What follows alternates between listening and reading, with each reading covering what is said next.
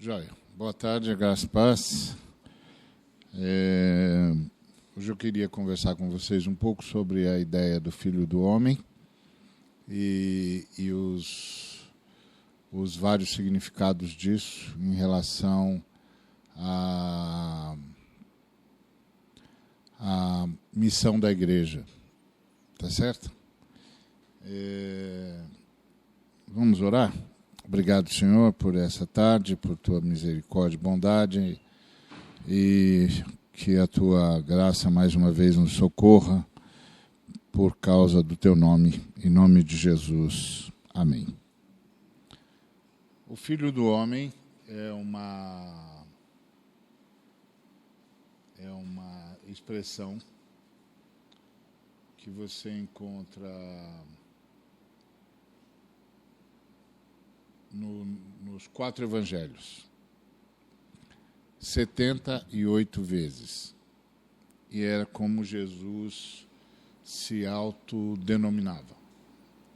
Então, o primeiro texto que eu queria citar para vocês é um texto que está em Mateus,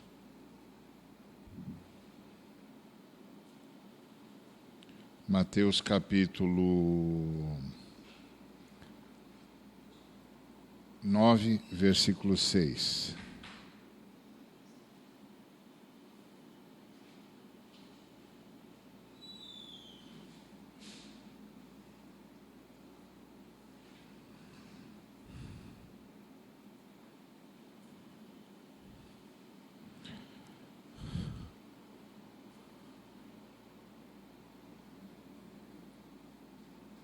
Eu vou começar primeiro, vou ler primeiro o 8:20, depois a gente vai nesse. Jesus diz a uma das pessoas que quer ser seu discípulo: as raposas têm seus covis, as aves do céu ninhos, mas o Filho do Homem não tem onde reclinar a cabeça. Essa visão de Jesus, a fala dele é muito simples, né? Você quer me seguir, mas eu não tenho nem onde dormir. Você quer me seguir mesmo? Essa é uma fala, ele está falando com um escriba, que tem um padrão de vida muito bom, e que diz que vai seguir Jesus para onde quer que Jesus vá. E aí Jesus diz: olha, você quer me seguir mesmo? O Filho do Homem não tem onde dormir. As raposas têm seus covis, as aves dos céus têm ninhos, mas eu não tenho nem onde dormir. E aí ele se apresenta como o Filho do Homem. O outro texto que eu ia chamar a atenção de vocês é o 9:6. E o 9:6 que é contundente. Porque no 8:20 ele está só fazendo uma colocação para um escriba que quer segui-lo. E aí ele diz que o Filho do Homem, referindo-se a si mesmo, ele chama-se a si mesmo de Filho do Homem, aí ele diz que o Filho do Homem não tem onde dormir. E o sujeito diz que vai segui-lo onde quer que ele vá, e ele vai começar mal, porque, por exemplo, Jesus não tem lugar para dormir. Então você vai me seguir para lá também? Então é uma fala de Jesus que apenas atesta o esvaziamento dele, a kenosis, mas não tem grandes implicações no primeiro momento. Mas aqui, no versículo 6, tem. Ora, para que saibais que o Filho do Homem, não o Filho de Deus, não o Deus Filho, o Filho do Homem tem sobre a terra autoridade para perdoar pecados, que é o que vai levar os fariseus a chamarem-no de blasfemo, dizendo: só Deus tem poder para perdoar pecados. A lógica dos fariseus é uma lógica que qualquer um de nós concordaria. Estou pensando em nós cristãos, século 21, 2000 anos de cristianismo, certo? 2000 anos de fé cristã, de acertos e erros, de teologias e teologias, de movimentos e movimentos.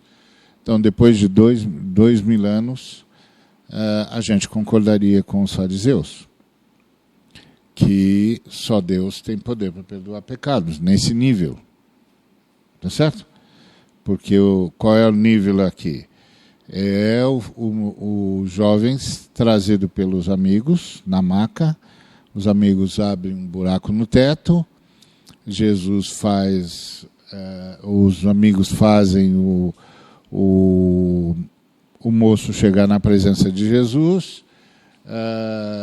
Então imagina a situação, Jesus está lá, foi interrompido na sua mensagem, os caras descem o paralítico até o chão, ele está lá estirado na frente de Jesus, e Jesus, ao invés de simplesmente dizer levanta e anda, como ele fez com muita gente, ele diz: ora, para que saibais. Então ele está mandando um recado para todo mundo que está ouvindo ele. Está mandando um recado para todo mundo que está participando da cena. E você tem de lembrar que a casa está lotada. Tão lotada que os caras tiveram de fazer um buraco no teto para fazer passar a maca com o jovem, imagina-se, tetraplégico. E aí ele diz, voltando-se a todos que estão assistindo aquela cena, é uma cena que chama a atenção de todo mundo. Você está aqui pregando, o teto começa a abrir, né? Acho que todo mundo para ver o que está acontecendo. Para que saibais que o Filho do Homem tem sobre a terra. Está cheio de detalhes aqui, está vendo? O Filho do Homem tem sobre a terra autoridade para perdoar pecados. Então ele está dando uma doutrina. Está dando um ensino. Ele diz, o que eu vou fazer agora é para que vocês saibam de algo. E o que é que eu quero que vocês saibam? Eu quero que vocês saibam que o Filho do Homem, que é como ele chama-se a si, tá certo? Que o Filho do Homem tem sobre a terra, nessa realidade que nós estamos vivendo, o Filho do Homem tem autoridade para perdoar pecados. E aí o Mateus é bem conciso, mas você sabe toda a celeuma que isso causou, que os fariseus começaram a protestar, disseram que ele não podia fazer isso, porque só Deus tem autoridade para perdoar pecados. E aí ele argumenta, perguntando para os caras o que é mais fácil dizer. Filho, os seus pecados são perdoados, ou levanta, toma o teu leito e anda. E aí ele diz, para que saibais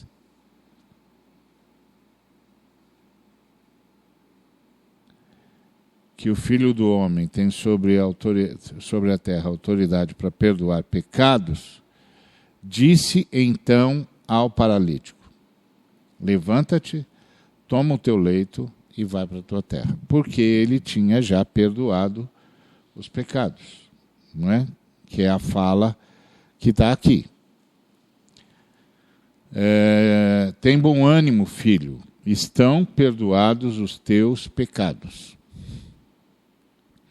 Agora, quando ele vai explicar isso, ele não diz, eu sou o filho de Deus, ou eu tenho autoridade de Deus para fazer isso, profética, ou coisa que o valha, ou eu tenho uma palavra de Deus, que pode acontecer, você já viu isso acontecer na realidade da igreja, de alguém que recebe uma palavra profética, uma palavra de conhecimento para alguém que está em crise com o perdão de pecados. E assim diz o Senhor, filho, os seus pecados são perdoados, por exemplo.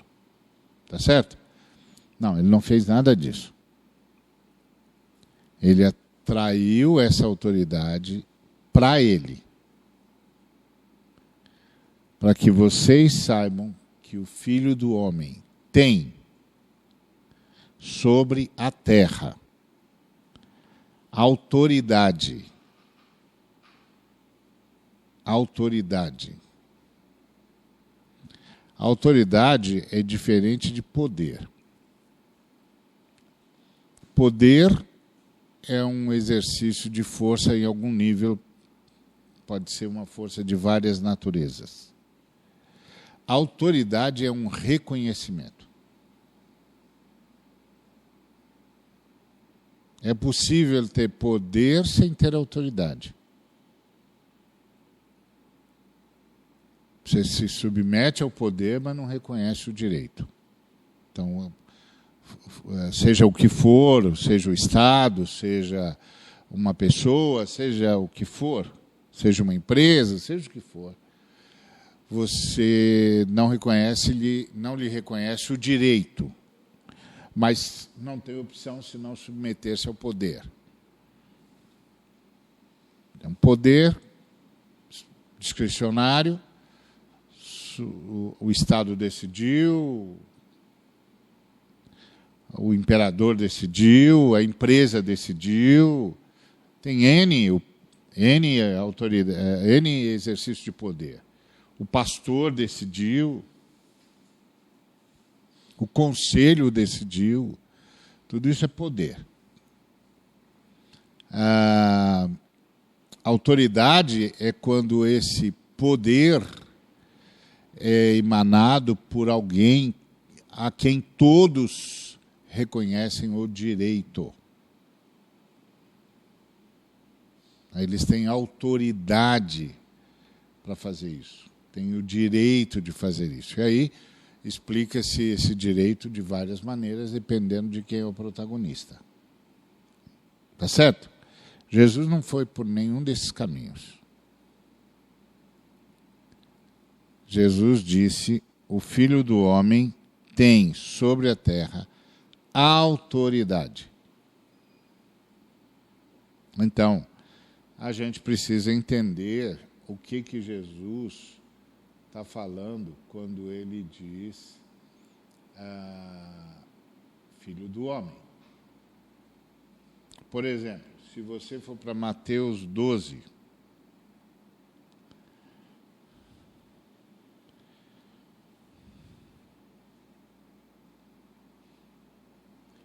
e você for para o versículo 8, você vai ver Jesus dizendo outra coisa interessante.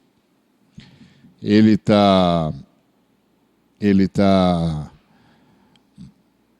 conversando com os discípulos, com os que estão atacando os discípulos e a ele, porque os discípulos estão comendo no sábado.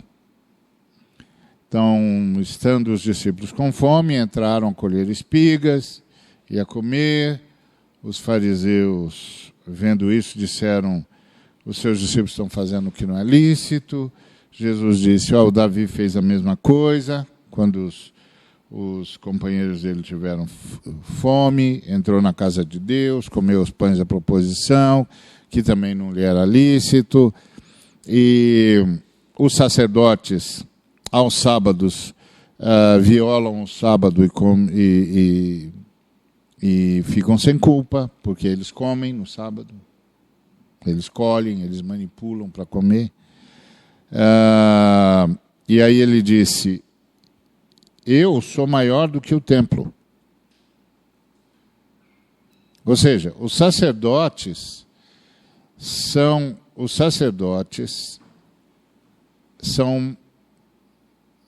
menores que o templo. Certo? Porque o templo é o lugar onde Deus manifesta a sua presença. E os sacerdotes apenas estão somente...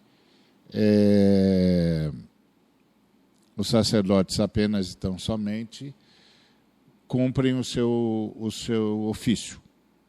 Mas eles são menores do que o templo, porque o templo é o lugar da manifestação da presença de Deus, pelo menos no passado.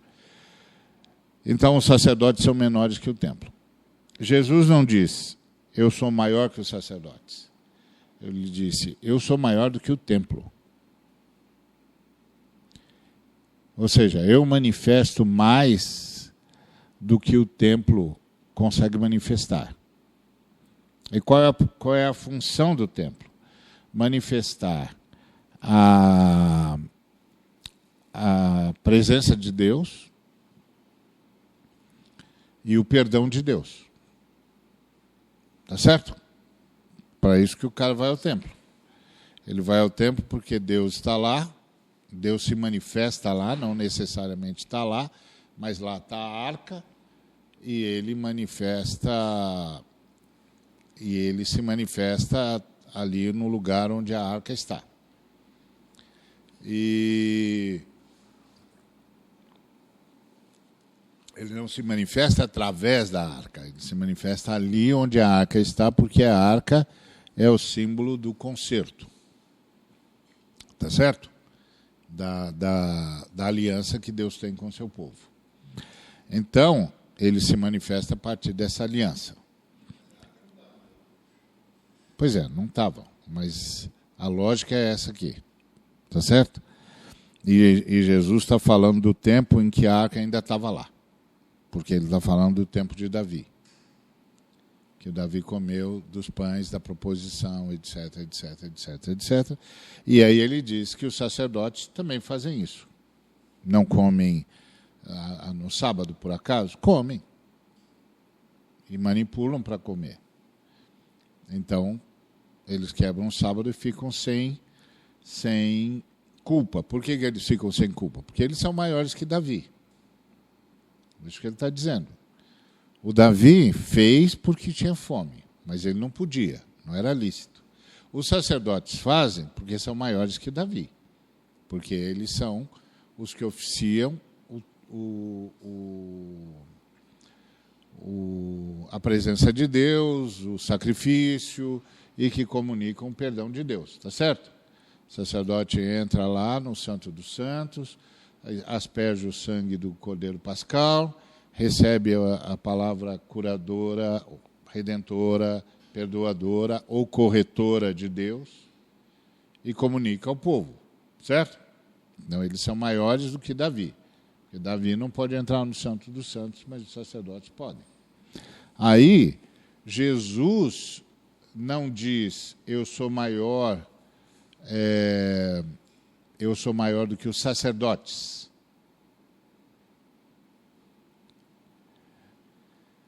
Porque se ele fosse maior que os sacerdotes, ele ainda seria menor do que a arca, menor do que o templo. Ele diz, está aqui quem é maior que o templo. Ou seja, Deus se manifesta em mim e através de mim de uma forma muito superior à maneira como ele se manifesta no templo. Por isso eu sou maior que o templo, porque eu manifesto Deus de uma forma superior ao que o templo conseguiria manifestar. Ele disse isso de outra feita, quando ele disse, vocês destroem esse templo, e em 3 dias eu o reedificarei. está falando do seu próprio corpo. Ou seja, eu sou maior que o templo. Tá certo? Deus se manifesta em mim de uma forma que não se manifesta no templo. De forma muito mais intensa, muito mais apropriada, muito mais de acordo com a sua boa vontade, de acordo com o seu beneplácito, de acordo com o seu desejo. E Deus se manifesta para quê? Para perdoar, para corrigir, para orientar, para instruir. Se manifesta para dirigir o seu povo. Aí ele diz, aqui está quem é maior que o templo. Mas aí ele se volta, e aí ele se volta para o espírito da lei. Se vós soubesseis o que significa misericórdia quero e não holocaustos, não teríeis condenado inocentes. Certo? Então ele faz um resgate histórico aqui que ele não explica para a gente, mas que mostra que é uma avaliação dele em relação aos fariseus, aos sacerdotes, à história de Israel. E aí ele complementa, porque o Filho do Homem é Senhor do sábado. Então, quem é maior do que o templo? O Filho do Homem. Está se apresentando como Filho do Homem. Eu, o Filho do Homem, sou maior que o templo. Então, a pergunta é, o que é o Filho? O que ele quer dizer quando ele diz, quando ele afirma que ele é o Filho do Homem, que tem poder para perdoar pecados, que é maior que o templo e que é Senhor do sábado. E isso é tremendo, né? Porque o sábado é o grande dia na concepção judaica, é o grande dia de adoração a Deus. Tá certo? E naquela fase da história, eles tinham tornado o sábado mais importante do que o holocausto. Por uma razão muito simples. Eles tinham mudado o centro da fé judaica do templo para o cumprimento da lei. Justamente porque a arca não estava mais no templo. Então, quando você fazia o sacrifício pascal, vai aspergir o sangue do cordeiro pascal onde? Na arca. Mas a arca não está lá. A arca não está lá, a presença de Deus não se manifesta. Então não tem mais palavra corretora, não tem palavra perdoadora, não tem mais nada. Acabou. Então eles mudam o centro da fé para o estudo das Escrituras. Tá certo? E isso é que faz, que significa isso até hoje. Até hoje. Você vê a igreja julgando as pessoas. A igreja julga as pessoas por causa do quê? Por causa do cumprimento ou não das Escrituras. Você não julga um sujeito, a igreja não julga um sujeito porque ele não tem amor. Porque amor não é uma coisa fácil de detectar. A igreja não julga o sujeito porque ele não tem alegria. A igreja não julga o sujeito porque ele não tem paz. A igreja não julga o sujeito porque ele não é benigno. Porque ele é um sujeito que se inclina sempre para o... não se inclina para o bem, suspeita o mal das outras pessoas. A igreja não julga. A igreja não julga o sujeito porque ele não está fazendo atos de bondade suficientes. A igreja não julga o sujeito porque ele não é manso, desapegado das coisas. Não julga. A igreja não julga o sujeito porque ele é fiel ou infiel, a não ser que seja adultério. Se essa infidelidade for conjugal, então sim. Mas se essa infidelidade não for conjugal, se ele é só um cara que promete, mas nunca cumpre, diz que vem, mas nunca chega, a igreja não julga isso. A igreja não julga o sujeito porque ele não é paciente. A igreja não julga o sujeito porque ele não tem domínio próprio. Por quê? Porque a igreja julga o sujeito por cumprir ou não cumprir os elementos morais das Escrituras. É a mesma lógica dos fariseus. É o elemento moral das Escrituras. Todas as outras coisas pelas quais eu disse que a igreja não julga a pessoa é fruto do Espírito.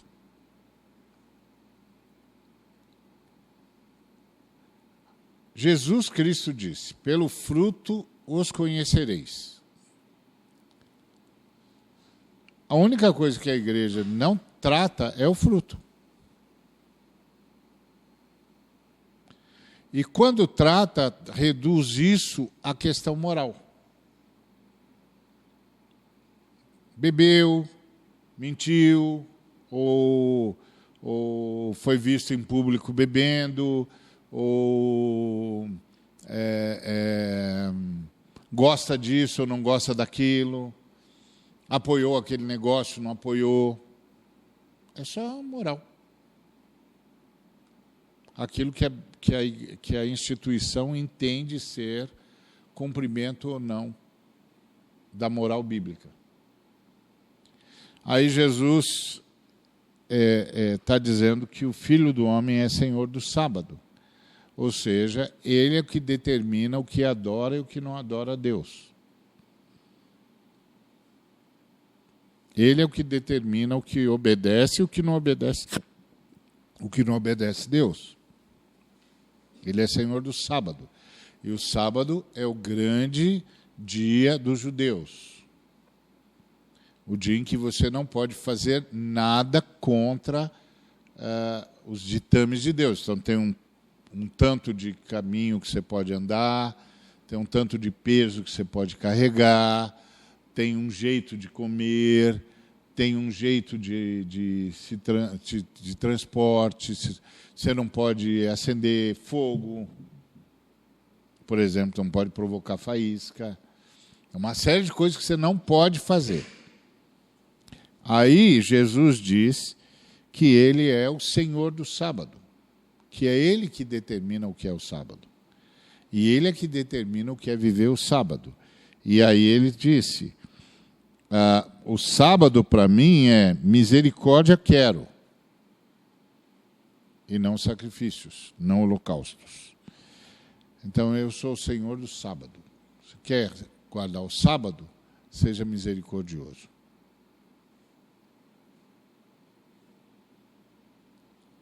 Porque isso é descansar em Deus. E aí ele diz que quem é que tem autoridade sobre isso? O Filho do Homem. Então, o Filho do Homem é maior do que o templo. Então, o Filho do Homem é capaz de fazer muito mais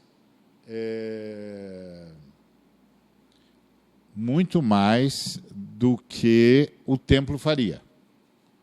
De ligar a Deus muito mais do que o templo faria.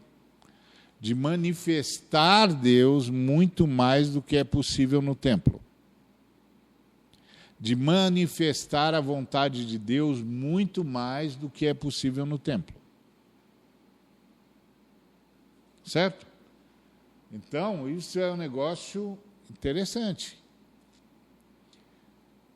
Por exemplo, vamos lá para Mateus 12, versículo 40.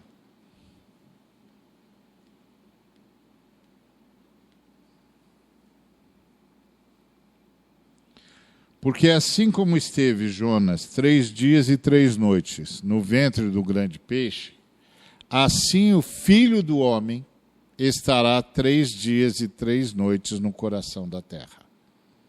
Falando da sua morte. Então ele está dizendo que o Filho do Homem é que vai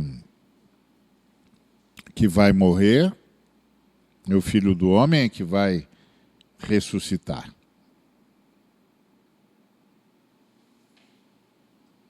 Tá certo? E aqui ele diz que ele é maior do que Salomão. Ele diz: ninivitas se levantarão no juízo contra esta geração e a condenarão, porque se arrependeram com a pregação de Jonas. E eis aqui está quem é maior do que Jonas. A rainha do sul se levantará no juízo com esta geração e a condenará, porque veio dos confins da terra para ouvir a sabedoria de Salomão. E eis aqui quem é maior do que Salomão.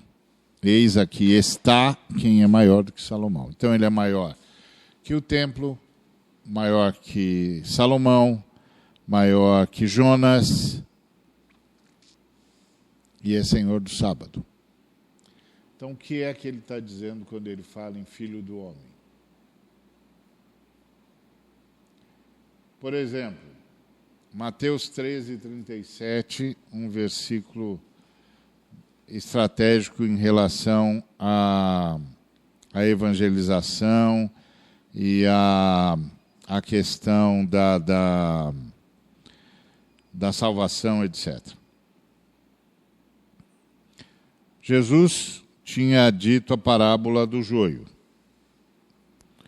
Então, você tem lá no capítulo 13, 24, você tem outra parábola, lhes propôs, dizendo: o reino dos céus é semelhante a um homem que semeou boa semente no campo, mas enquanto os homens dormiam, veio o inimigo deles, semeou joio no meio do trigo e retirou-se. E quando a erva cresceu e produziu fruto, apareceu também o joio. Então, vindo os servos do dono da casa, lhe disseram: Senhor, não semeaste boa semente no teu campo? De onde vem, pois, o joio? Ele, porém, lhes respondeu: um inimigo fez isso. Mas os servos lhe perguntaram: queres que vamos e arranquemos o joio? Não, replicou ele, para que, ao separar o joio, não arranqueis também com ele o trigo. Deixai-os crescer juntos até a colheita. E no tempo da colheita, direi aos ceifeiros: ajuntai primeiro o joio, atai um feixe para ser queimado, mas o trigo recolhei-o no meu celeiro. Muito bom. Aí ele vai para a explicação da parábola do joio. Então, despedindo as multidões, foi Jesus para casa. Chegando-se ele, os seus discípulos disseram: explica-nos a parábola do joio do campo. E ele respondeu: o que semeia a boa semente, ou seja, o trigo, é o Filho do Homem. Não é Deus.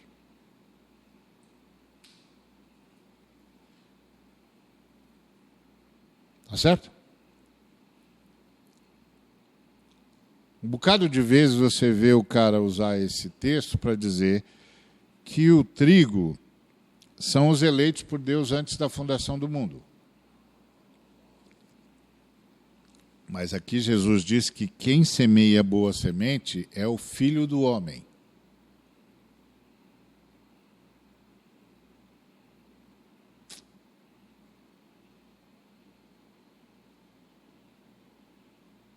Ok?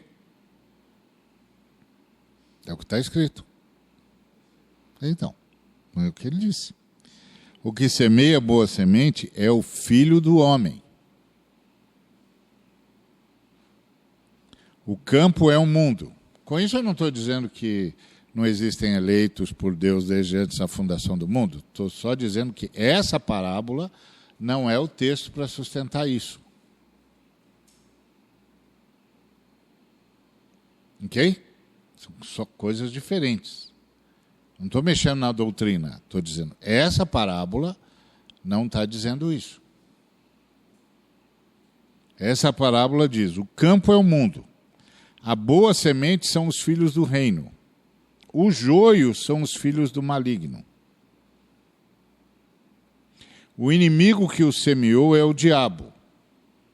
A ceifa é a consumação do século e os ceifeiros são os anjos. Ele está falando de outra coisa. Ele está falando do que é que o diabo pode fazer no campo onde ele semeou os filhos do reino. E ele está dizendo que quem semeou os filhos do reino foi o Filho do Homem.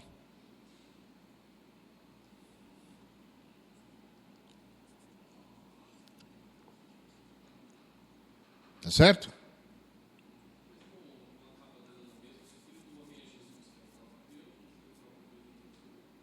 Isso é o que nós vamos descobrir, né?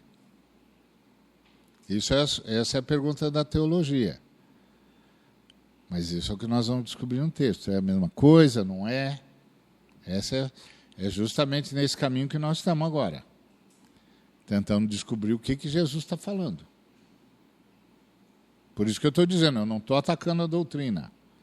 Estou dizendo, aqui ele está dizendo que quem semeou os filhos do reino foi ele, o Filho do Homem. Tá certo? Então, por aí você vai trabalhar o problema. E aí, olha o que ele diz no versículo 41. Começando no 40. Pois assim como um joio é colhido e lançado ao fogo, assim será na consumação do século. Mandará o Filho do Homem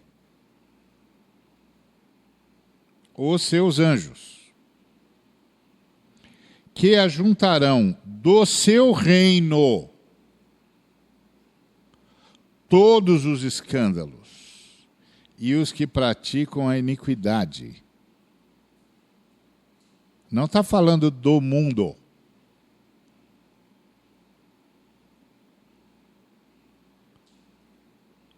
Está vendo? Ó, o campo é o mundo.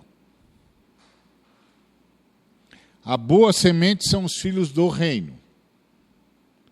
Os joios são os filhos do maligno.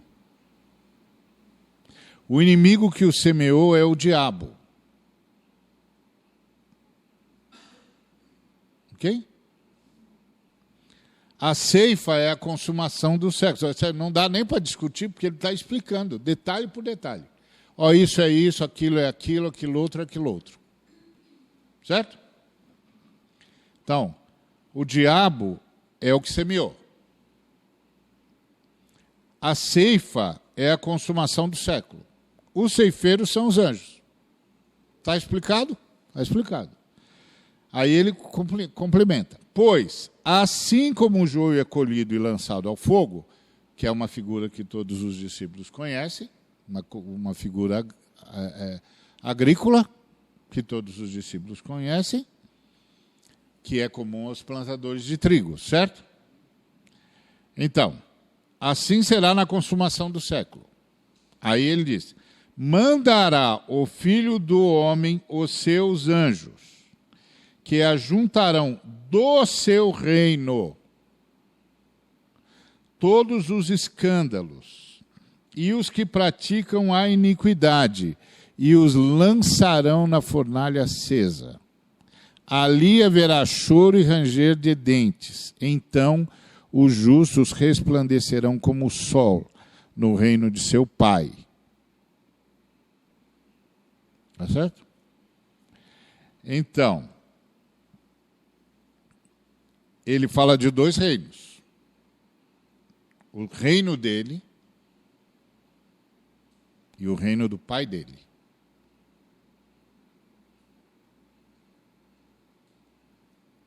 O reino do Pai dele vem depois do reino dele.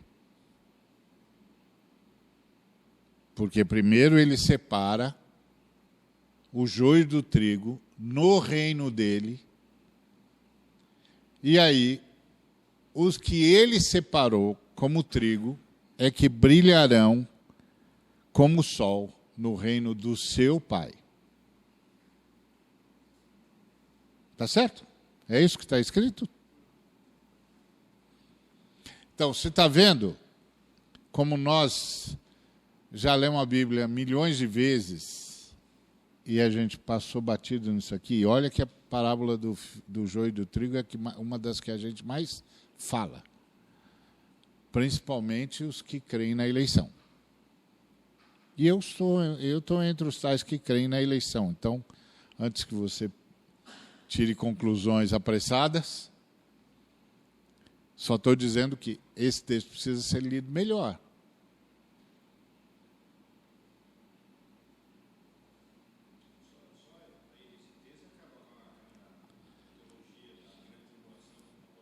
Por exemplo. Já foi, já era. Por exemplo. Mas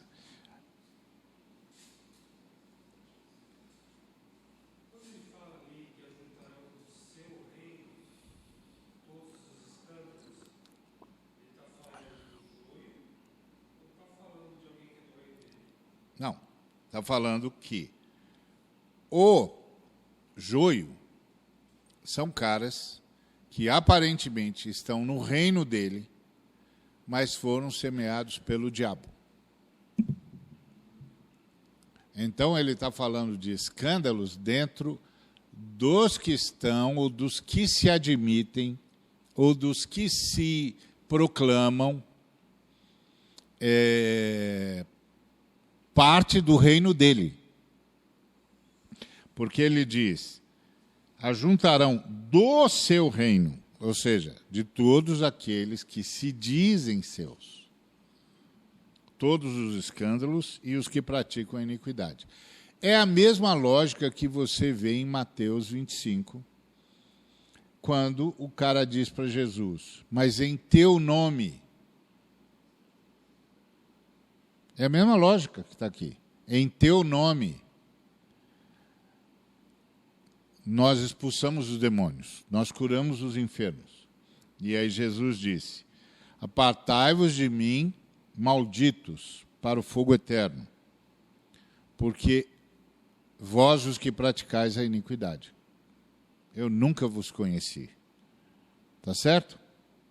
Vós os que praticais a iniquidade. Por quê? Porque eu nunca vos conheci. Tá certo? Então, essa é uma lógica assustadora aqui.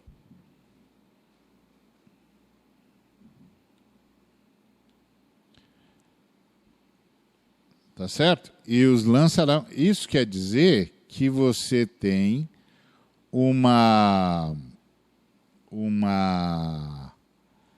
lógica totalmente complicada aqui. Ou seja, alguém aqui pode se precipitar e dizer que o inferno é só para religiosos. Olha o que eu disse, se precipitar, hein? Não vai dizer que eu falei que o inferno é só para religiosos.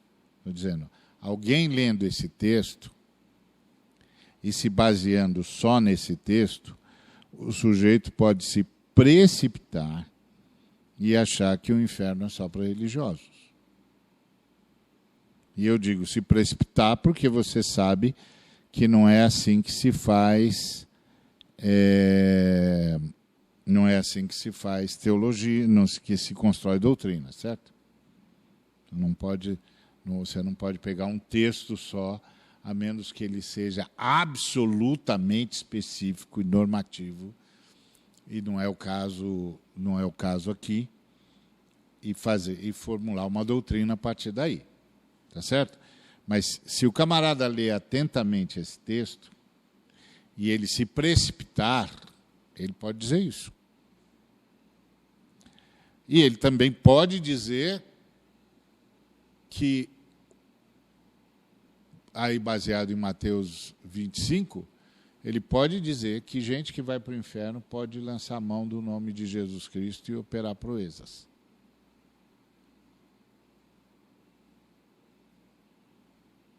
Certo? Então isso, o que isso significa? Isso significa que as coisas são mais complexas do que a gente está aprendendo nas lições básicas da escola dominical.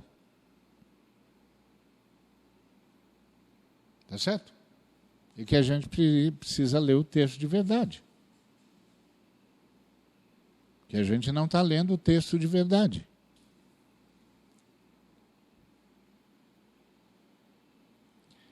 Então, aí ele está dizendo. Agora, o que é interessante nisso tudo é que ele diz: mandará o Filho do Homem. Continua se tratando como Filho do Homem. Já na glória. Já na glória. Porque ele está falando do juízo.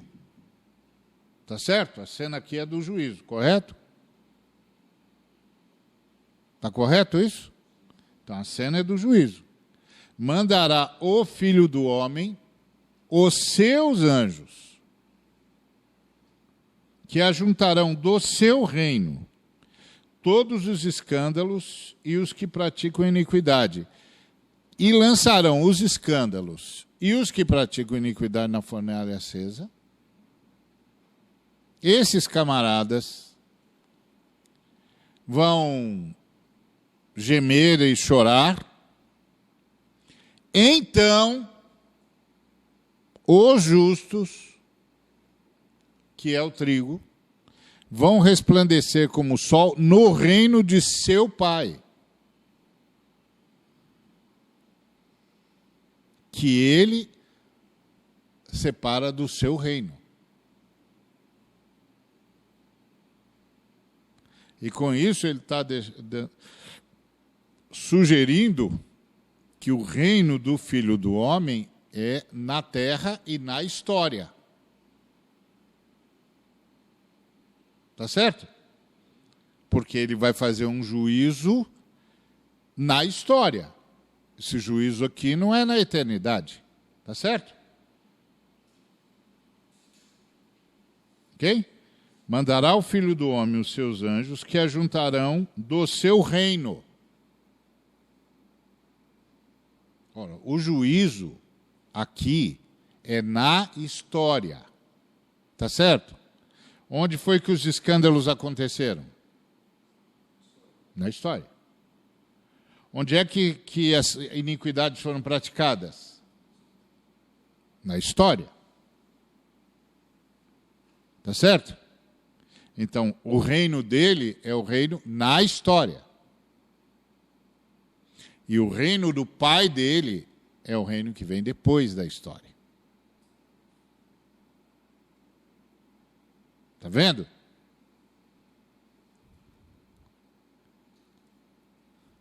Esse é o ponto. Pois não.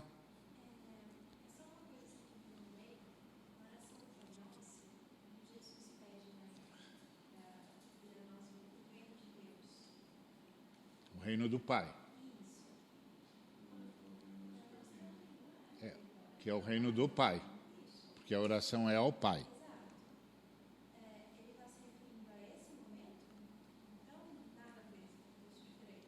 Então, ele está se referindo ao momento do versículo 43. Agora, não vai acontecer o momento do Salmo do versículo 43 até que aconteça o momento do Salmo do versículo 41.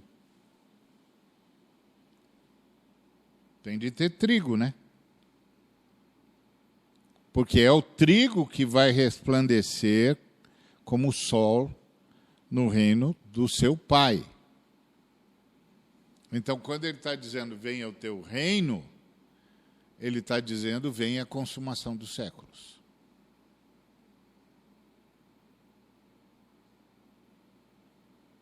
Tá certo? Então, isso significa que o reino de Deus, como nós falamos, ele tem duas dimensões, né? Na história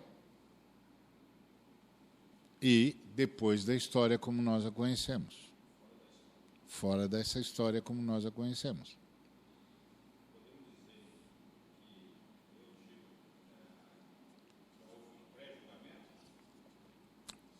Aqui só tem um julgamento, porque não tem outro julgamento no reino do Pai. No reino do Pai só entram os que vão brilhar como o sol.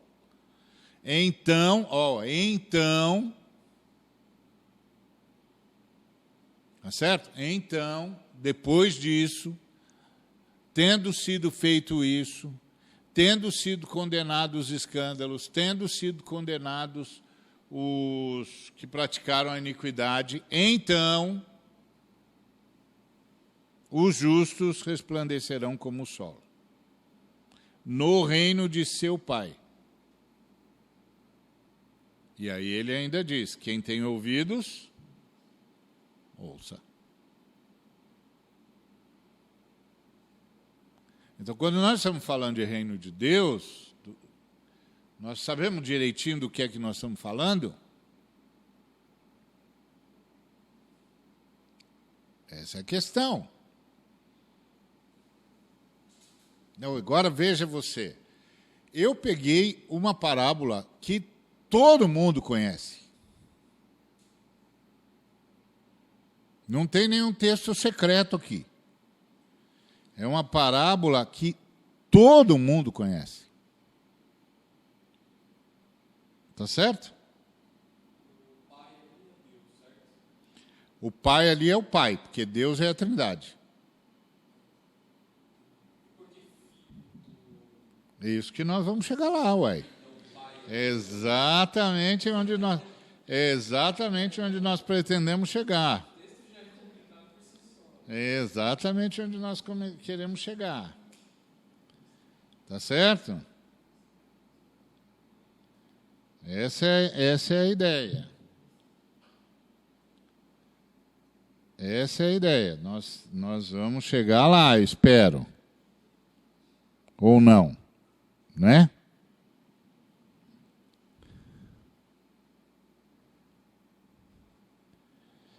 E essa é a ideia. Muito bom. Isso posto, voltamos lá ao texto. Certo? Muito bem. Vamos continuar ouvindo Jesus. Lembre-se que nós estamos lendo Jesus. Porque todo mundo gosta de ler os comentadores de Jesus, que são os apóstolos.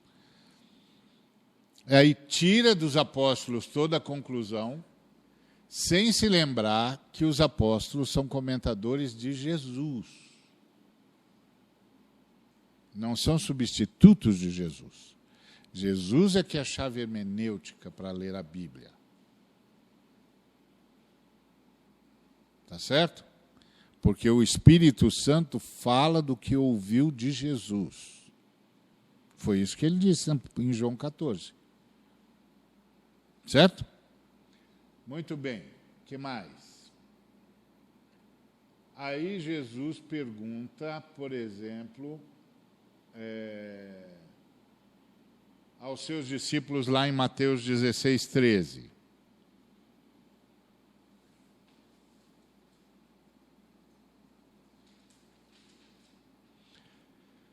quem diz o povo ser o Filho do Homem? Está se referindo a si. E mais uma vez está se chamando de Filho do Homem. E aí os discípulos disseram que uns dizem que é profeta, papapá. E aí pergunta, e vocês? E aí o Pedro diz, tu és o Cristo. O Filho do Homem é o Cristo. O Filho do Homem é o Filho do Deus vivo. Tu és o Cristo, o Filho do Deus vivo. Então, o Filho do Homem é o Filho do Deus vivo. É o Messias de Israel. É o Messias da humanidade. Tá certo? Você ia dizer algo? Não? Então tá bom. Então vamos pensar, vamos continuar de novo, voltar de novo à questão do juízo, que é o que está pegando aqui, que é a glória do Filho. Se você for para Mateus 16, 27, você diz, porque o Filho do Homem, você ouve Jesus dizendo, há de vir na glória de seu Pai, com os seus anjos. Então, a glória de seu Pai é sob a autoridade do seu Pai, sob a autorização do seu Pai, com o revestimento do seu Pai, com a autoridade do seu Pai, com os seus anjos, e então retribuirá a cada um conforme as suas obras. Então, quem é que vai voltar? O Filho do Homem. Quem tem poder para perdoar? Quem tem poder na terra para perdoar pecados? O Filho do Homem. Quem vai julgar e dar ordem para separar o joio do trigo? O Filho do Homem. O Filho do Homem é o Messias e é o Filho do Deus vivo. E é o Filho do Homem que vai voltar.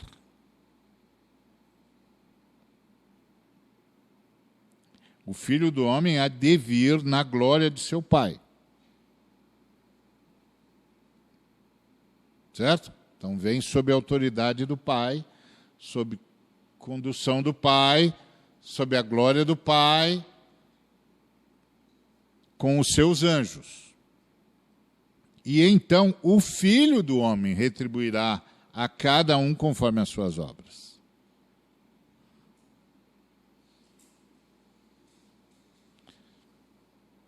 Muito bem. O que mais? É a mesma coisa. Mesma lógica.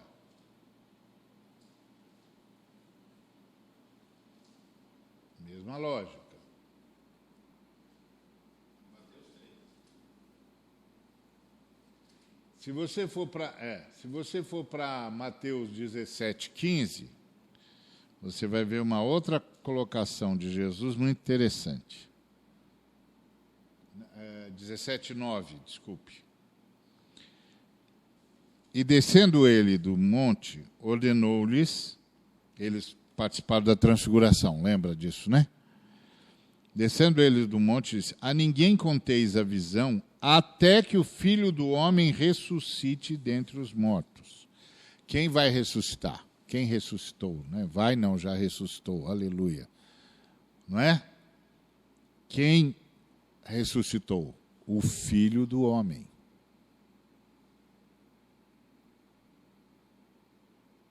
Então, o Filho do Homem tem poder sobre a terra para perdoar pecados. O Filho do Homem semeou os filhos do reino.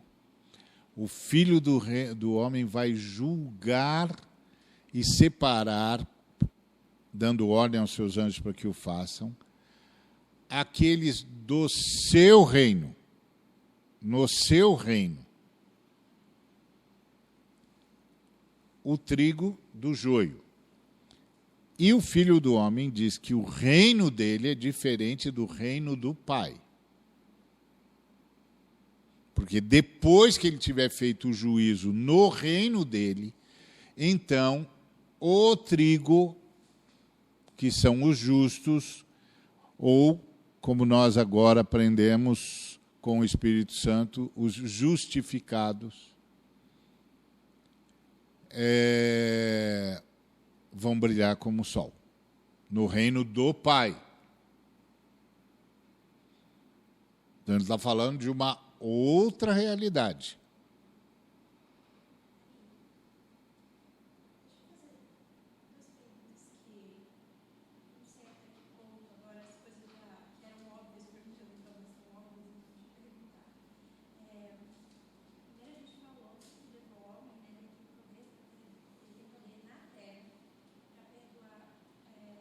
A gente não falou, né? Ele falou. A gente só leu.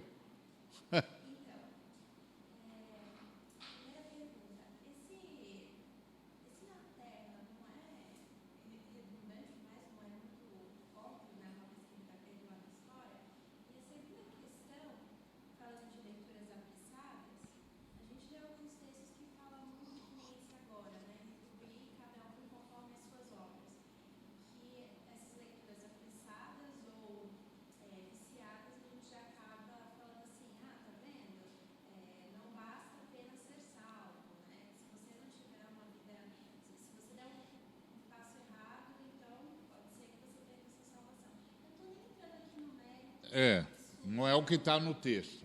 O texto diz, não basta... Para usar o texto, você teria de dizer, não basta estar na igreja, na instituição igreja. Precisa ver se quem semeou você foi o filho do homem ou o diabo. Porque o que Jesus disse é que o diabo também planta gente na igreja. Não, é o texto.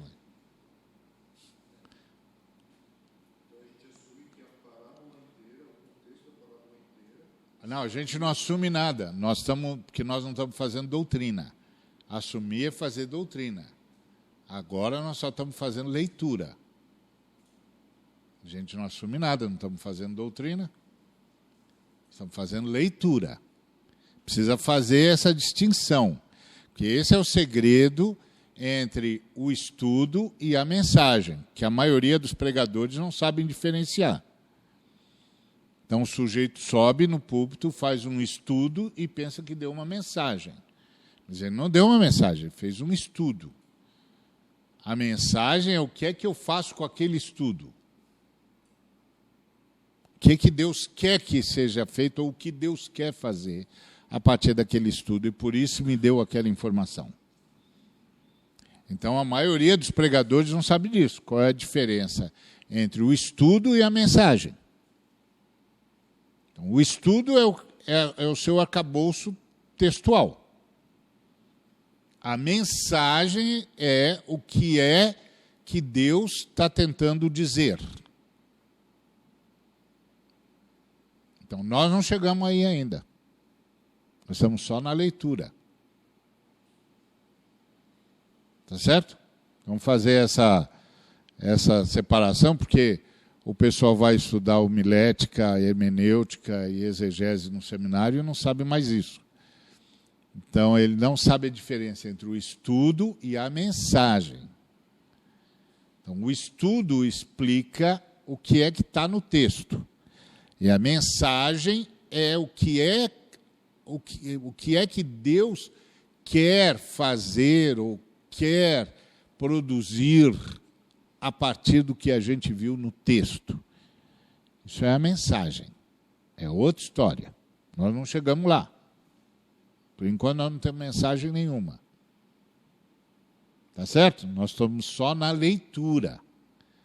Então, a leitura já deixou a gente com um bocado de pergunta, mas nós estamos só na leitura. Nós ainda não assumimos. Só estamos lendo e levantando perguntas. Então, por exemplo, você fala é óbvio que é na terra. É verdade. Agora, qual é o problema da leitura? É que ele perdoou naquela hora, antes da ressurreição, antes da morte. Esse é que é o problema da leitura. Porque a gente não tem nenhuma dificuldade em crer que Jesus perdoa pecados, é óbvio. E é óbvio que é na terra, porque ninguém peca no céu, certo? E o cara que pecou caiu. Então, se peca, não fica lá. Tá certo? Então, tá certíssima a sua lógica. Só que a leitura é de Jesus perdoando naquela hora. E ele disse que o cara ia andar porque ele tinha perdoado o cara. Porque foi a primeira coisa que ele fez. Filho, perdoados estão os teus pecados. Aí os caras disseram, isso é blasfêmia. Aí os caras, na verdade, nem disseram, os caras pensaram. Jesus leu o pensamento deles. Ou recebeu a palavra de conhecimento. E disse, para que vocês saibam que o Filho do Homem tem autoridade na terra para perdoar pecados. Aí ele disse para o paralítico, levanta, toma o teu leito e anda. E aí, o que ele está dizendo? A cura desse moço é a prova cabal de que eu perdoei o pecado dele. Eu fiz isso. Eu, o Filho do Homem, tenho autoridade na terra para perdoar pecados. Está vendo? Isso é a leitura. Não chegamos a lugar nenhum ainda. Não chegamos a lugar nenhum ainda, não estou propondo nada, não assumimos nada ainda. Só estamos lendo. Então, veja o que a leitura está fazendo. E aí você percebe que nós estamos com um bocado de crise na igreja só porque nós não conseguimos nem ler. E por que nós não conseguimos ler? Porque nos é incutida a priori uma teologia. E essa teologia nos obriga a não ler. Não é a ler diferente, porque não existe isso de ler diferente. O cara não tem 2 textos aqui. Não é que, eu estou lendo diferente. Não dá para ler diferente, filho. É uma gramática só, é a língua portuguesa. Eu estou usando a revista atualizada, que é uma das versões mais bem feitas do mundo. Não é só uma das versões mais bem feitas em português. É reconhecida como uma das versões mais bem feitas do mundo. Que não tem crítica. É assim, está entre as melhores do mundo. Então, se você chegar para um biblista, um catedrático, e pedir para ele listar as 10 melhores versões da Bíblia no mundo, a Bíblia, a revista atualizada da Sociedade Bíblica do Brasil vai estar entre elas. Entendeu? João Ferreira de Almeida, uma das traduções mais bem feitas no mundo. Então, estamos usando um texto bom, reconhecido internacionalmente. E aí nós estamos apanhando na leitura.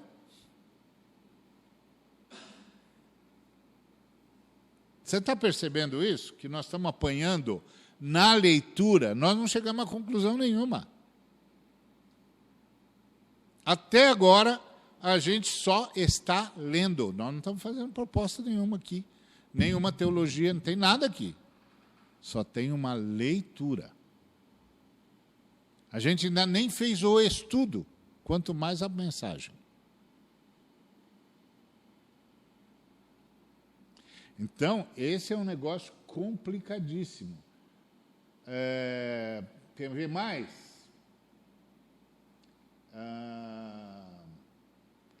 Se você for para para Mateus. Então, aqui ele está dizendo que é o Filho do Homem que vai ressuscitar dentre os mortos. Vamos lembrar o seguinte, né? Nós todos sabemos que Jesus de Nazaré é Filho de Deus. Amém? Todo mundo crê nisso aqui? Amém? Todo mundo aqui crê que Jesus de Nazaré é verdadeiramente Deus e verdadeiramente homem. Amém? Que ele é o Deus Filho, que se fez homem e habitou entre nós e vimos a sua glória como a glória do unigênito do Pai. Certo? Muito bem. Então, nós não temos nenhum problema em afirmar que Jesus Cristo é Deus. Amém? Alguém aqui tem problema em afirmar que Jesus Cristo é Deus? Não. Mas todo mundo está com problema em afirmar que Jesus Cristo é homem. Porque a leitura que nós estamos falando é dele dizendo que é filho do homem. Esse é o ponto. Nenhum de nós tem problema em reconhecer que Jesus Cristo é filho de Deus. Eu não tenho. Você não tem. Exatamente igual a você, eu me ajoelho diante dele e digo, meu Deus, meu Senhor e meu Deus. Tá certo? Alguém aqui tem essa dificuldade? Não, né? Então, mas está todo mundo em crise porque ele está dizendo que é o Filho do Homem. Está vendo o que a leitura está fazendo com a gente? Está vendo? Essas coisas na Bíblia que assustam. E essas coisas é que dizem que nós não estamos lendo a Bíblia. Por que é que nós estamos com medo de ler a Bíblia?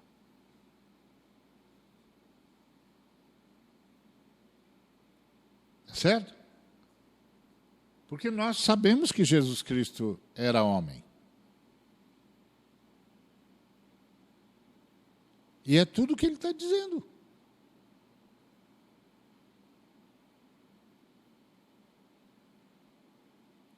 Então, vamos ler de novo. Se você for para Mateus 18, 11.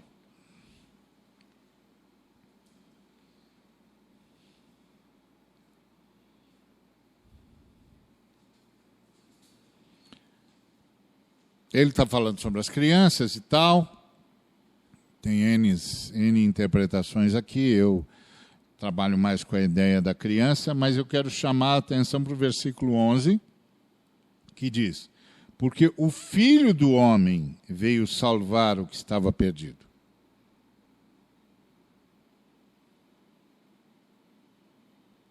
O Filho do Homem veio salvar. Mas tem mais. Então, isso só quer dizer que eles não acharam no mesmo códex que eles tinham usado, na maioria da leitura deles, mas não que não está em códex nenhum. Essa é a diferença. É só isso o colchete. O colchete não quer dizer que é uma inserção do tradutor. Quer dizer que o tradutor achou isso em outro códex. Tá certo? E que, historicamente e milenariamente, a igreja também aceita esse códice. É só isso que o colchete está dizendo. Está dizendo mais do que isso. Tá certo? O que mais?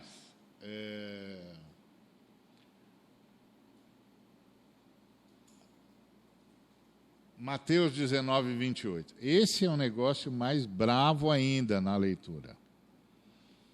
Mateus 19, 28.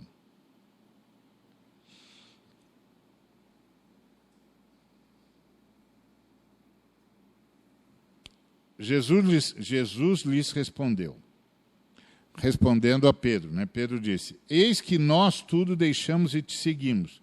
Que será, pois, de nós? Resposta de Jesus: em verdade vos digo que vós, os que me seguistes, quando na regeneração o Filho do Homem se assentar no trono da sua glória, também vos assentareis em 12 tronos para julgar as 12 tribos de Israel.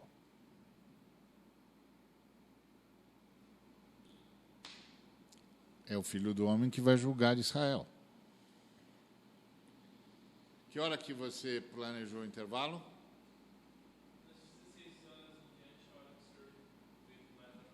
Tá bom. Tá certo? Quando o Filho do Homem se assentar no trono da sua glória. Tá vendo que ele está fazendo uma diferença? Ele tinha dito, quando eu vier na glória do meu Pai. E agora ele diz, quando o Filho do Homem se assentar no trono da sua glória. Daquilo, a glória fala daquilo que a pessoa é, a pessoa tem e a pessoa fez. Então, glória é tudo que alguém é, tudo que alguém pode, tudo que alguém tem, tudo que alguém quer, tudo que alguém fez. Isso é a sua glória. Então, para louvor da sua glória. Então, isso aqui é o troféu que eu entrego para alguém porque ele venceu uma corrida. Então, qual é a glória dele? Venceu a corrida. O que é o troféu? É o prêmio da sua glória. Então, quando eu vier baseado naquilo que meu Pai fez através de mim, e eu me assentar no trono que eu conquistei, então é a minha glória. Certo? Então, você dá lá em Efésios e diz, para o louvor da sua glória. O que é a glória? A glória é o conjunto de tudo que alguém é, alguém pode, alguém tem, alguém quer e alguém fez. Isso é a glória dele. Tá certo? Louvor da sua glória é o prêmio. Então, aquele menino que ganhava até os patrocinadores dele forçarem aí além do limite, que ganhava todas as corridas de 100 metros e que queria ter parado um ano antes. É isso, Bolt.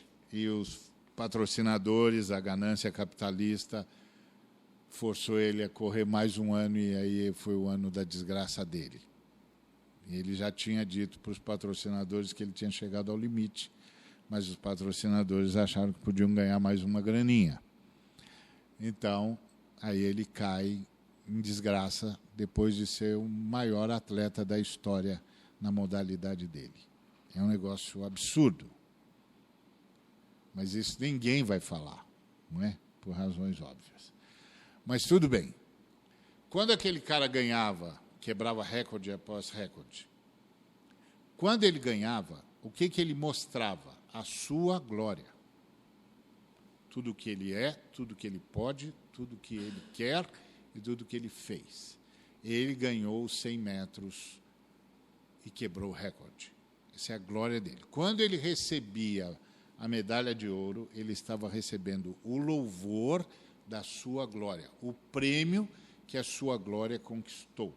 Então Jesus disse, quando o Filho do Homem vier na glória do seu Pai, ou seja, baseado no que o seu Pai fez, e agora ele diz, quando o Filho do Homem vier a se assentar no trono da sua glória. Então veja a diferença. Quando ele disse, quando o Filho do Homem vier na glória do seu Pai, ele vai julgar o seu reino. E vai separar do seu reino o joio e o trigo. E agora ele está dizendo, quando o Filho do Homem se assentar no trono da sua glória, ele vai julgar Israel.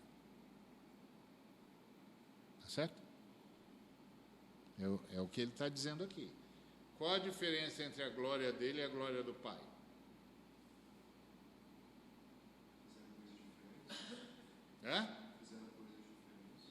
Ué, não sei, eu estou só lendo. Igual você aqui. Que eu tenho a glória do Pai e a glória dele. Então, qual é a diferença? Você sabe?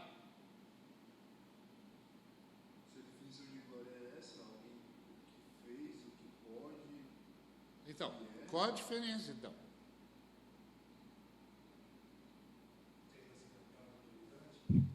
Hã?